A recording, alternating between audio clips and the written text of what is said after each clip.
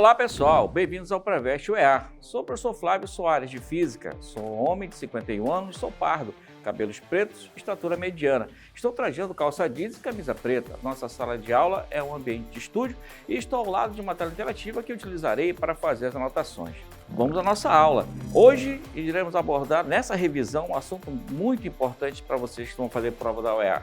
Física moderna. Vocês vão precisar lembrar de toda aquela teoria de física moderna, Einstein, Planck, a parte referente ao átomo de Bohr, a parte referente ao efeito fotoelétrico, né? E aí uma coisa importante para todos, né, nessa parte dessa revisão é que a gente vai precisar ter algumas ideias de assuntos que já passaram. Aí você pensa, pessoal, mas são muitos assuntos? Um ou outro você vai precisar lembrar. E como estamos numa revisão, isso não deve ser problema para vocês. Um dos assuntos que vocês vão precisar lembrar, qual seria? Aquela questão da energia gasta, da energia que vai ser gasta, por exemplo, por um sistema qualquer. Se você não esqueceu, toda e qualquer energia gasta por qualquer sistema fica em função da potência e do tempo. Lembra disso, correto? Assim como a potência, que seria o poder de transformação de uma certa quantidade de energia, né, em outra, ela vai ser sempre a quantidade de energia que vai ser transformada em função de determinado tempo.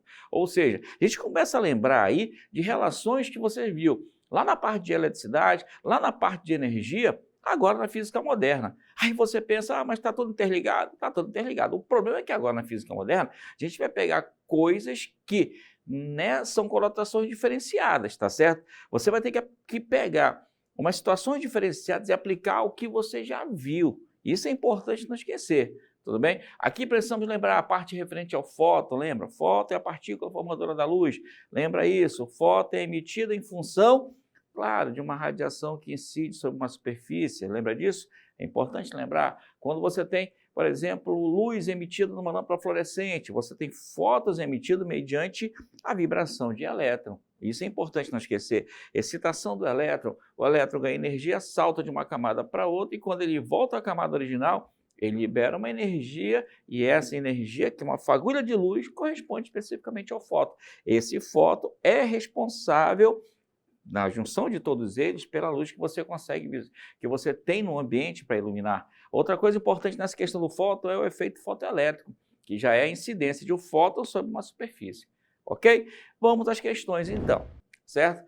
Primeira questão, ele fala assim, ação alternativa que preenche corretamente as lacunas do enunciado abaixo na ordem que aparece. Olha lá, fóton.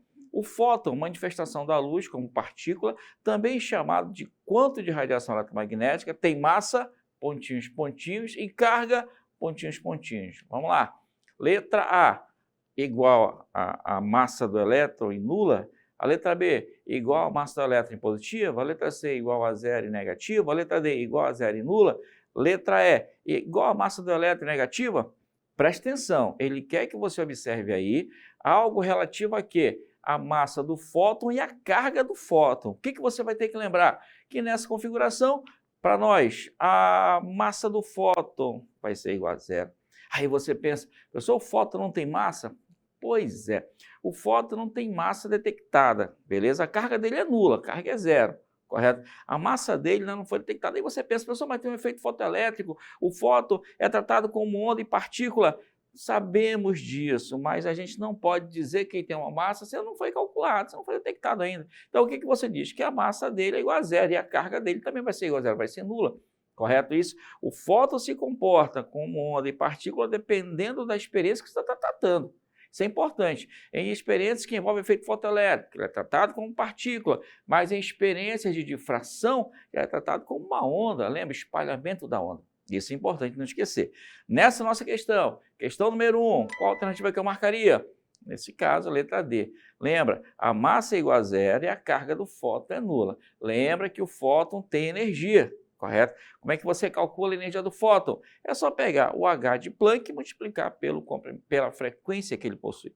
Não esquece. E aí um detalhe importante, tá? O fóton carrega energia.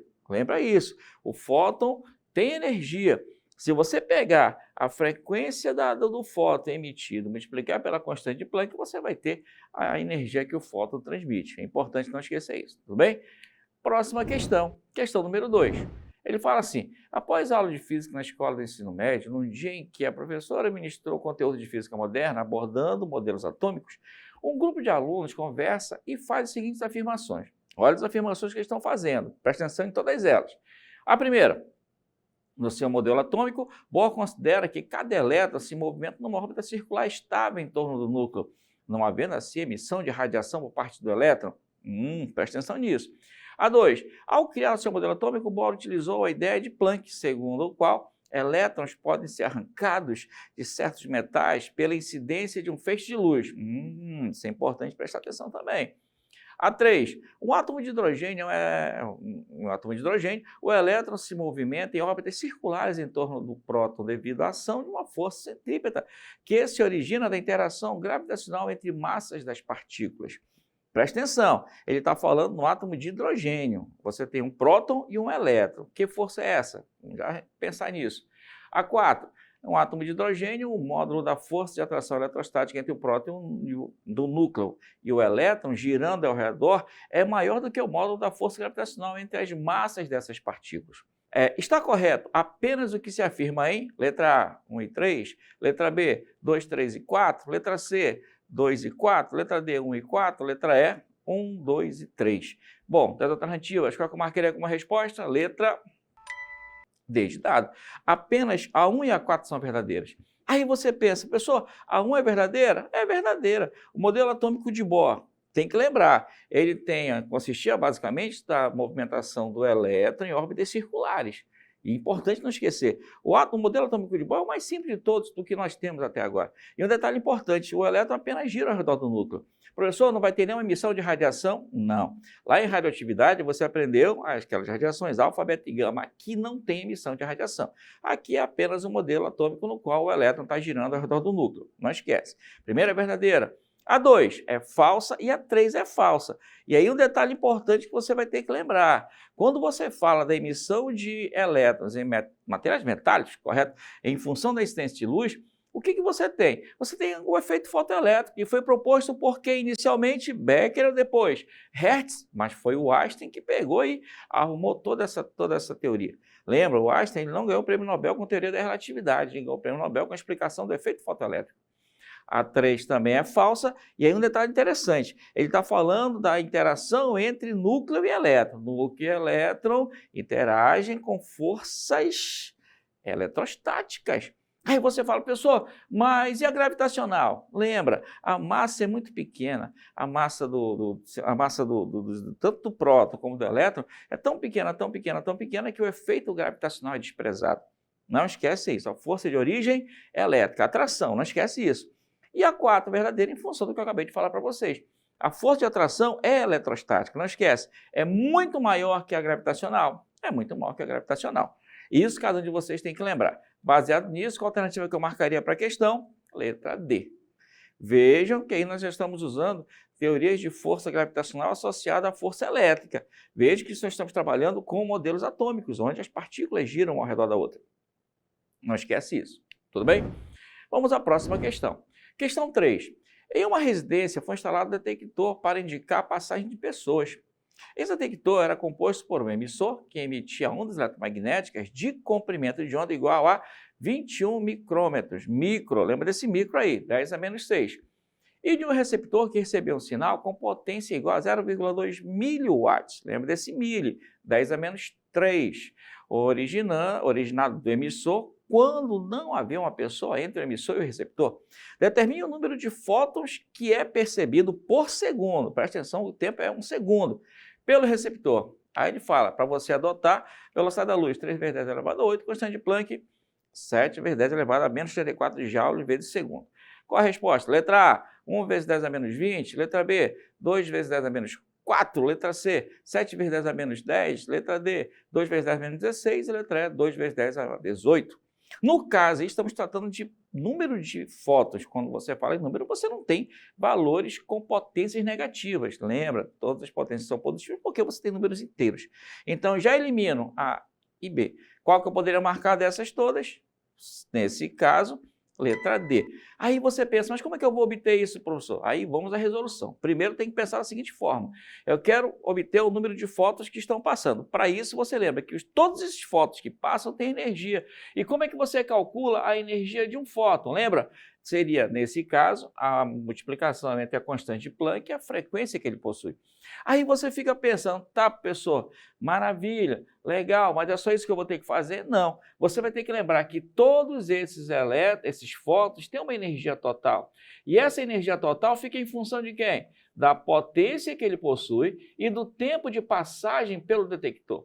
Essa energia total está em função do número de fótons que você tem. A energia total de todos os fótons ela é nada mais nada menos que o número de fótons multiplicado pela energia de um fóton. Resultado, se eu quiser calcular nessa questão o número de fótons que estão chegando lá, primeiro eu vou ter que descobrir qual é a energia de um fóton. E como é que calcula a energia de um fóton? H multiplicado pela frequência. Professor, mas não deu a frequência, mas ele deu a velocidade da luz e o comprimento de onda. Lembra, lambda, comprimento de onda, 21 vezes 10 a menos 6. Eu posso pegar a equação da velocidade da onda, lembra? Velocidade da onda é frequência multiplicada pelo comprimento de onda, isolar a frequência, a velocidade vai ser a velocidade da luz, 3 vezes 10 elevado a 8, fazendo a conta, a frequência que nós obtivemos qual foi? 1 sobre 7.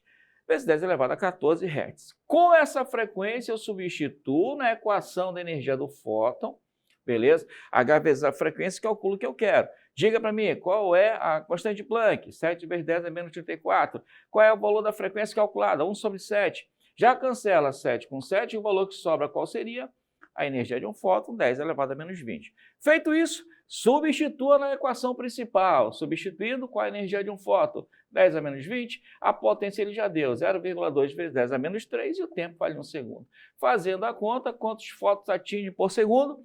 2 vezes 10 elevado a 16. Feito isso, das alternativas, qual que eu marcaria? Letra D. Tranquilo? Veja essas relações que estão aparecendo para vocês aí. Próxima questão, quarta. Ele fala assim, o ser humano é capaz de enxergar radiação infravermelha e ondas de rádio baixas frequências, assim como ultravioleta e raio-x de alta frequência. A observação dessas faixas de espectro pode ser realizada por meio de indireto, né? Por exemplo, usando um cintilador, que é uma placa utilizada como sensor para detectar um feixe de raio-x, pois emite luz quando o feixe incide sobre ela. Tudo bem. Para que uma pessoa enxergue a incidência de raio-x no cintilador, é necessário que essa placa, letra A, reflita o feixe de raio-x alterando a polarização. Letra B, transmita o feixe de raio-x alterando sua polarização. Letra C, absorva o feixe de raio-x remitindo parte dessa energia na região visível.